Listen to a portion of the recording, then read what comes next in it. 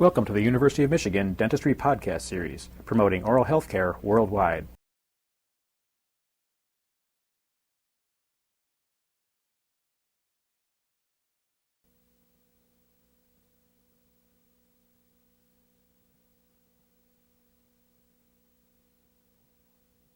After all mouth preparation has been completed on the patient, according to the treatment plan and the design as drawn on a diagnostic cast, a very accurate impression must be made of that patient and a very accurate master cast poured from that impression. The master cast must be as accurate as possible because the prosthesis framework will be made by the dental laboratory from that master cast. The master cast itself, when completed, should be bubble-free, should have clear definition, should have very narrow flanges, should be about a ½ inch to 1 inch thick. There should be an absence of any slurry from too much trimming on the model trimmer. Once we have the master cast and it has been accepted, we must transfer the final path of insertion and removal from the diagnostic cast to the master cast. The crown on the molar was constructed to this particular path of insertion, and the bicuspid was recontoured to this path. This path has been designated on the diagnostic cast by these tripod marks. If we can arbitrarily transfer these tripod markings to the master cast, then we can locate this path on the surveyor. To do that, we arbitrarily will mark these tripod marks by looking at the marks on the diagnostic cast, marking them on the master cast,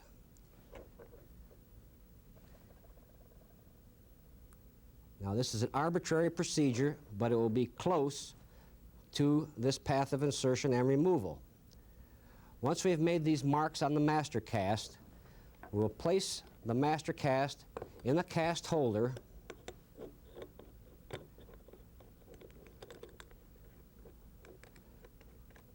lock the cast on the cast holder and take it to the surveyor.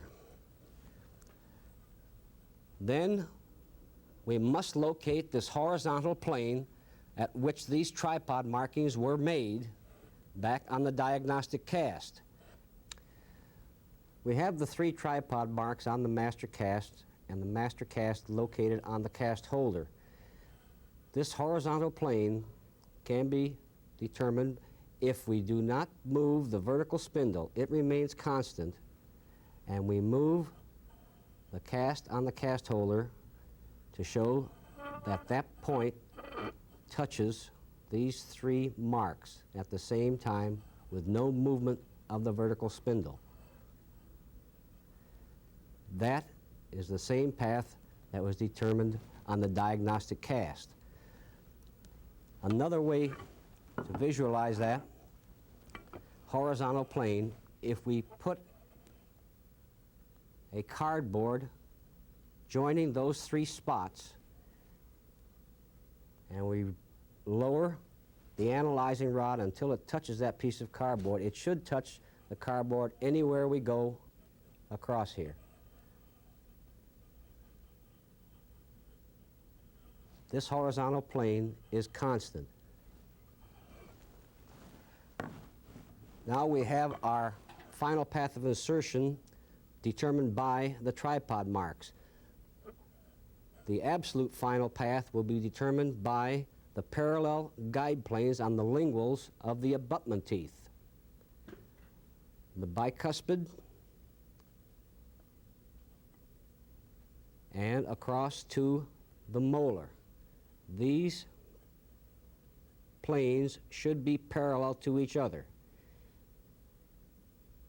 At the same time, we will check the buckles of the bicuspid to see that we have adequate retentive undercut for the direct retainer and the mesial buckle of the molar on the opposite side.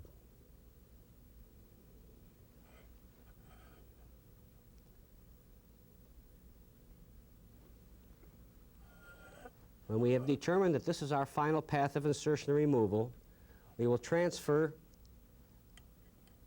the analyzing rod and proceed to draw the survey lines or heights of contour on these abutment teeth.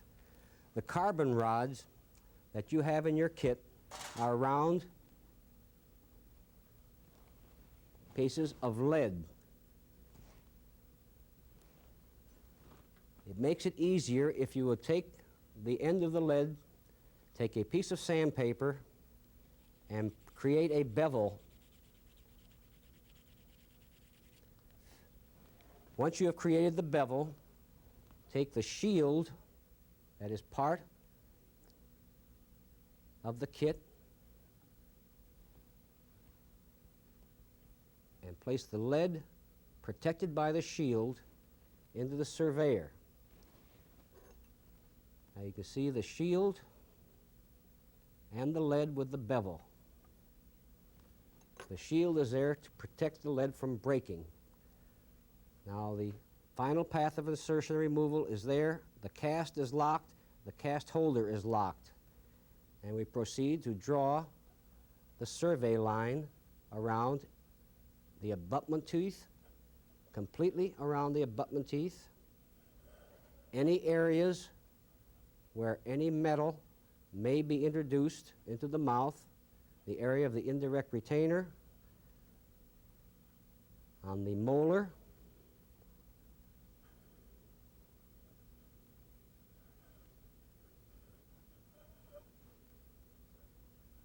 and any tissue undercuts. Now, some of these marks or areas were located during the surveying of the diagnostic cast, so they should be easily located at this stage. If during this procedure you experience any difficulty in the cast holder moving on the surveyor base, if you add just a little bit of any acrylic powder, this is formatray powder, to the base and move the cast holder around, it'll allow this to slide very easily. Now, once you have located all of the survey lines, we transfer from the carbon marker to the 020 20,000ths undercut gauge to locate the retentive undercut on the buckles of each abutment tooth. The essential thing to remember when you're locating retentive undercut is that the shaft of the undercut gauge and the flange must touch at exactly the same time. So you put the shaft against the tooth and raise the flange until they touch. The point where the flange touches the tooth is exactly 20,000ths of an inch of retentive undercut on this tooth. And if you will mark this point with a red pencil so you do not lose it. Now we switch to the other side, to the molar, and do exactly the same thing. As you can see on the molar, the shaft of the undercut gauge touches the molar at the same precise point as the survey line. If you raise the undercut gauge until both the shaft and the flange touch, at that precise point is 20,000ths of an inch of undercut on the mesial buckle of the molar. Once you have located the survey line and shown or delineated the retentive undercut, we start to draw the design for this appliance on this master cast. And we draw this very carefully using a brown pencil so it will not interfere with the black lines that we have drawn for the survey line. Now this line that we are drawing, or this design we are drawing at this point, will give the dental laboratory an exact design to follow when they are waxing up the framework.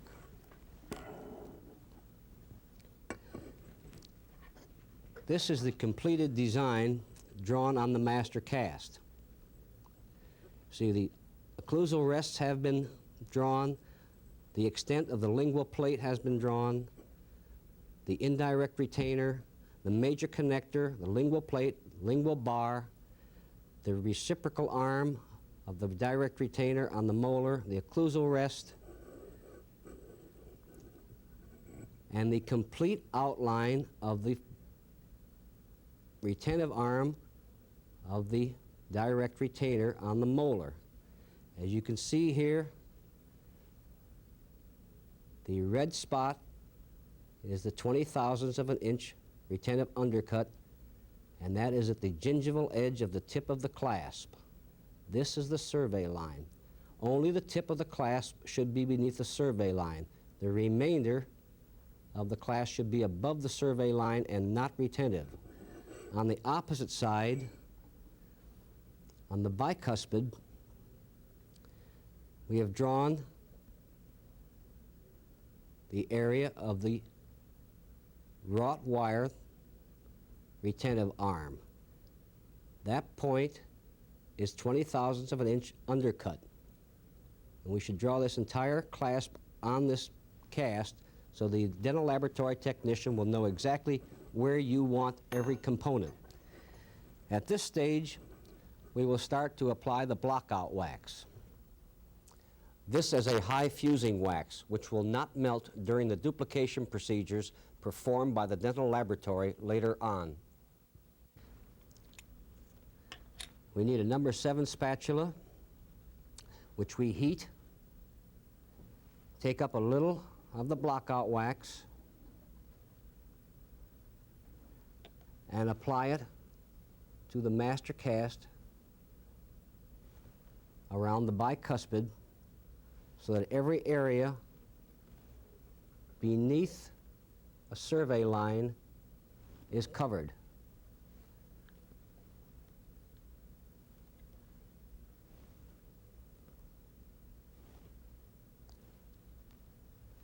Now, not too much wax is needed, just enough to cover these areas of undesirable undercut.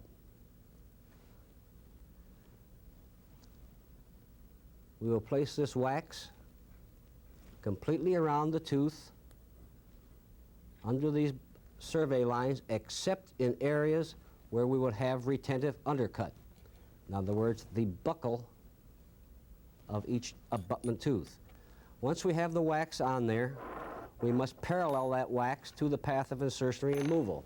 And for that, we have placed the analyzing rod back in the surveyor. If we warm that analyzing rod slightly with an alcohol torch, and by slightly, I mean so that you can still touch it with your fingers. If you get it too hot, it will again melt this wax. And then, with a warm analyzing rod, go around the abutment tooth and remove all of the excess wax.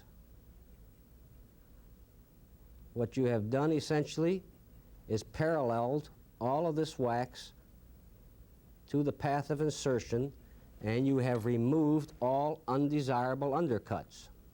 Any excess wax beyond there can be flicked off. This is of no consequence.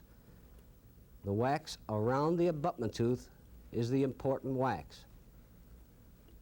Once we have completed that abutment tooth, we apply wax to the area of the indirect retainer.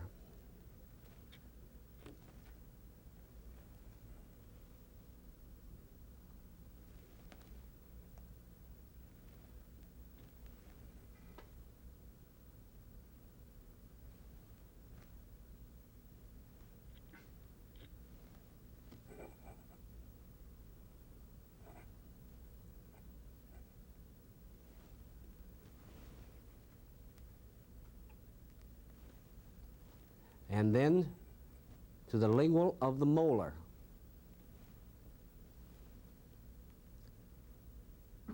Any area shown by that survey line. That survey line shows you every undesirable undercut on these teeth, and they must be eliminated by this blockout wax.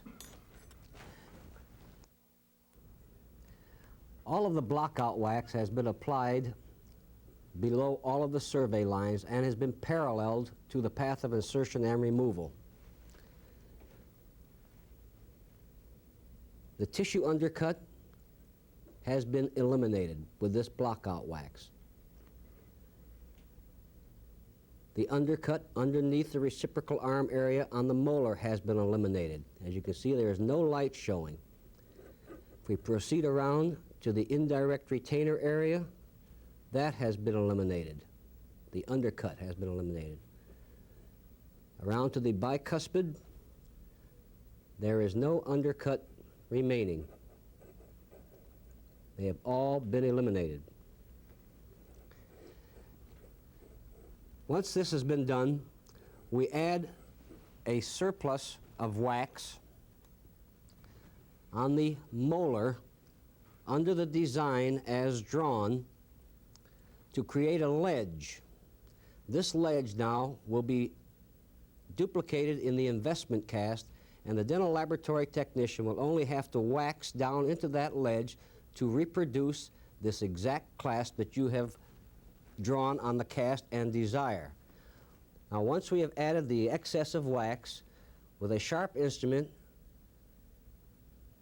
we will cut away the excess down to the design we have drawn.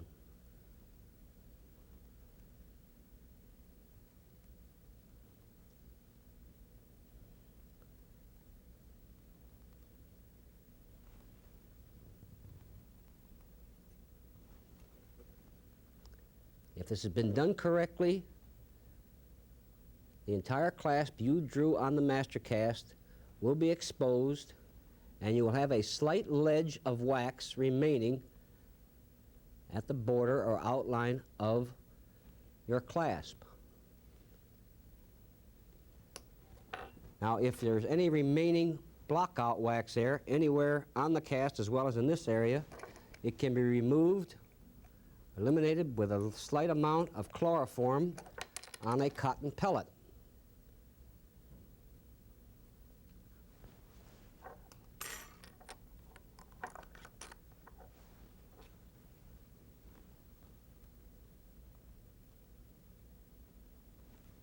And there is your ledge created for your cast clasp on the molar. Now, when this has been done, the last bit of blockout we must do is in the area of the lingual plate,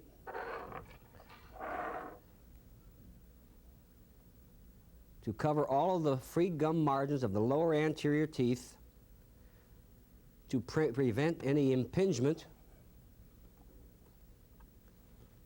by the lingual plate metal and any wedging effect by that metal. We add this wax until all of the anterior teeth, free gum margins, are covered. All of the blockout wax has now been applied to the master cast to eliminate all undesirable undercuts as well as delineate this cast clasp on the molar. You see that the blockout wax has been applied to the tissue undercut as well as the linguals of the molar, the bicuspid for the indirect retainer, the lingual plate area, and the bicuspid direct retainer on the left side. One thing is left to be done as far as the blockout is concerned. On the denture side, on the bicuspid, we usually apply a little excess blockout wax at the distal buccal corner, just like that, so that the clasp arm, as it comes off of the bicuspid in the finished prosthesis, will be away from the tooth in that area and thus prevent torquing that abutment tooth during function of the prosthesis. It does not take a lot of blockout wax. Once this has been done, we are, for all intents and purposes, through with the surveyor itself. And we will go to applying the relief wax. First relief wax that will be applied will be for the lingual bar, lingual plate area. And for that we use 30 gauge relief wax. 30 gauge adhesive relief wax. If you take it off the card carefully and apply it carefully to the entire extent of your lingual bar, lingual plate,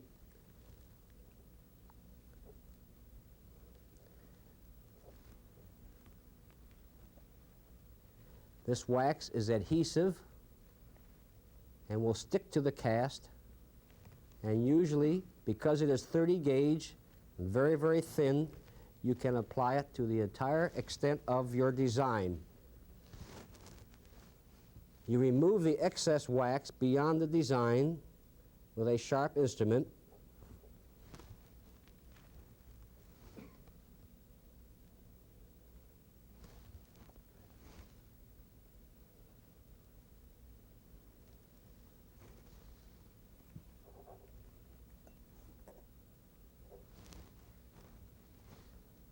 Warming the instrument will help.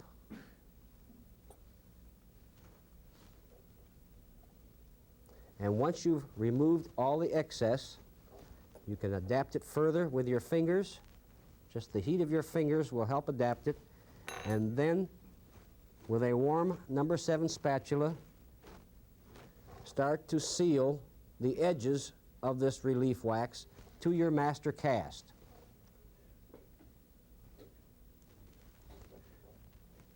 And you continue until all of the edges of this relief wax are sealed to the master cast. This will prevent the relief wax from lifting during the duplication process.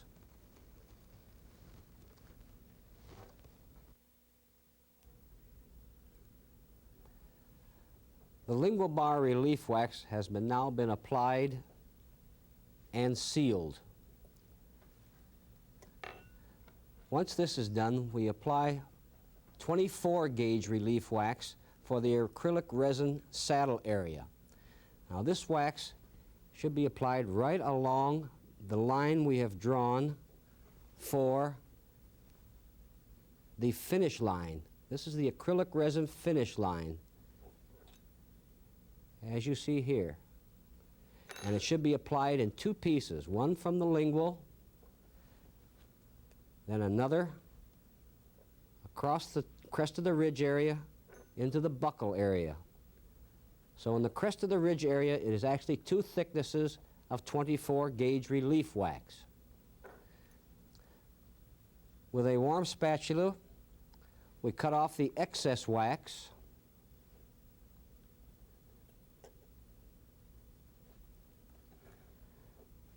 And then, with the number 7 spatula warmed, we seal the lingual, distal, and buckle peripheries of this wax. We do not seal the anterior edge of the wax, the edge of the wax adjacent to the abutment tooth, and in this case, the bicuspid. We also, with a warm spatula, seal the crest of the ridge area where we have the double thickness of 24 gauge wax. This area here for your acrylic resin finish line must be left untouched by heat. It must end up as a raised edge the entire extent, and this will be the acrylic resin finish line in the finished prosthesis. All of the blockout wax and relief wax has been applied to the master cast. Let us review the criteria involved in this procedure. First, we have located the final survey position accurately. Secondly, we have removed all undesirable undercuts by the use of blockout wax or relief wax. Third, we have provided adequate relief for lingual bar and for the acrylic resin saddle area. Fourth, we have accurately located the retention for the retentive arms on both abutment teeth. And fifth, we have accurately shown a ledge on the molar for the cast clasp, which will be incorporated in the prosthesis on that tooth. And finally, a dental laboratory work order must be made out in 4 copies for submission of your master cast to the dental laboratory for the actual fabrication of your prosthesis. This laboratory work order must be signed by one of the instructors before the dental laboratory will accept the case. You've been listening to a presentation from the University of Michigan School of Dentistry, which is dedicated to supporting open learning and open educational resources. This recording is licensed under the Creative Commons. It may be reused and redistributed for nonprofit use. Please attribute materials to the University of Michigan School of Dentistry and redistribute under this same license. For more information on how this and other University of Michigan School of Dentistry recordings may be used, visit www.dent.umich.edu/license.